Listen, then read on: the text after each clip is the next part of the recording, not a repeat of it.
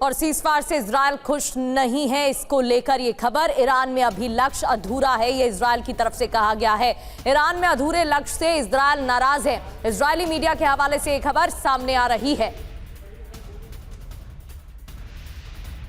एक और सबसे बड़ी खबर है, क्योंकि साउथ लेबनान में अभी अभी इजरायल ने हमले को अंजाम दिया है और हिजबुल्लाह के ठिकानों पर भारी बमबारी को लेकर खबर। सीज़फायर के बाद भी लेबनान पर हमले जारी, और यही एक सबसे बड़ा सवाल कि आखिर किस तरीके से अभी भी इजरायल की तरफ से हिजबुल्लाह के ठिकानों को टारगेट किया जाएगा। फिलहाल जानते हैं कि आखिरकार इजरायल इस युद्ध विराम से नाराज क्यों है, क्योंकि यूएस ईरान सीज़फायर में इजरायल की नाराजगी को लेकर खबर यह कि इजरायल जंग को जल्द खत्म करना नहीं चाहता। खबर यह कि कई सैन्य लक्ष्य हासिल करना अभी बाकी है, और खबर यह कि सैन्य विकल्पों का पूरी तरह से इस्तेमाल नहीं।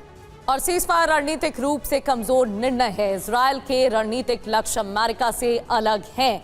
आगे क्या होने वाला है? नेतन्याहू ईरान के खिलाफ रणनीति पर काम करते रहेंगे। इजरायल को ईरानी खतरा लगातार बरकरार है और ईरान के पास परमाणु बॉम्ब बनाने की क्षमता अभी बाकी है। परमाणु खतरे के मद्देनजर इजरायल ईरान से अदावत भी जारी रहेगी। मनीष झा लगातार हमारे साथ बने हुए हैं। मनीष, इजरायल की तरफ से तो नाराजगी जताई गई, लेबनान सीज़फायर का हिस्सा नहीं है ये तक कह दिया गया, और एक बात तो साफ है कि ईरान की सरकार को कमजोर करने की शुरू से कोशिश इजरायल की रही है। अब इतना आगे आके इजरायल नहीं चाहेगा कि सीज़फायर हो और उसका नुकसान हो, लेकिन सीज़फायर तो हुआ है। आगे जब बातचीत होगी तो इजरायल की तरफ से क्या पॉइंट्स रखे जा सकते हैं और इसमें आगे इजरायल की क्या भूमिका रह सकती है?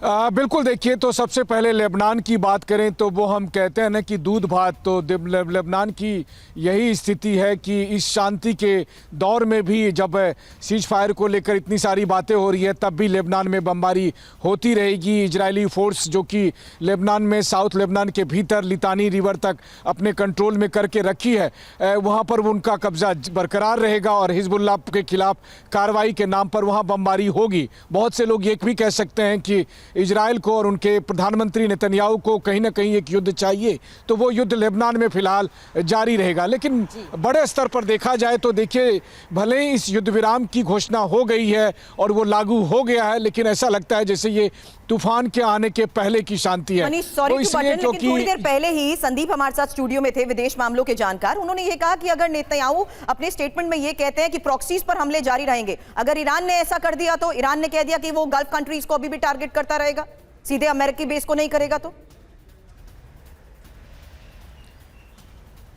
देखिए, खैर, प्रॉक्सी और गल्फ कंट्री ये दोनों बहुत ही अलग अलग चीज़ें हैं, क्योंकि गल्फ कंट्री की हैसियत बहुत बड़ी है और अगर आर्थिक तौर पर देखें तो दुनिया में सबसे बेपनाह दौलत वाले लोग हैं। बल्कि अगर मैं कहूं तो संदीप जी की बात को आगे बढ़ाकर मैं ये कहूं कि इस 40 दिन के बाद दुनिया वैसी नहीं रहेगी जैसे दिखाई देती थी, और ख़ास करके मध्य पूर्व में जितने भी अरब देश हैं उन्होंने देख लिया कि ईरान क्या कर सकता है।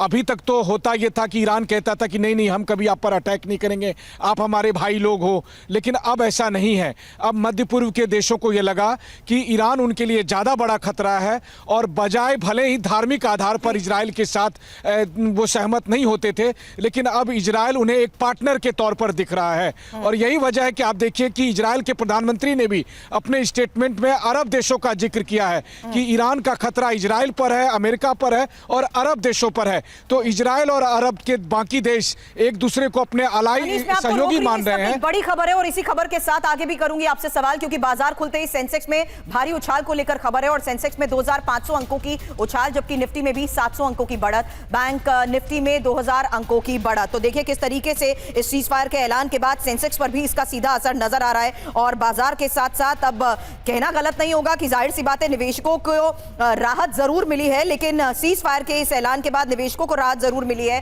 क्योंकि ये इस वक्त बड़ी खबर है, जहां देखिए शेयर बाजार में उछाल और 2500 अंकों की बढ़त के साथ सेंसेक्स खुला है।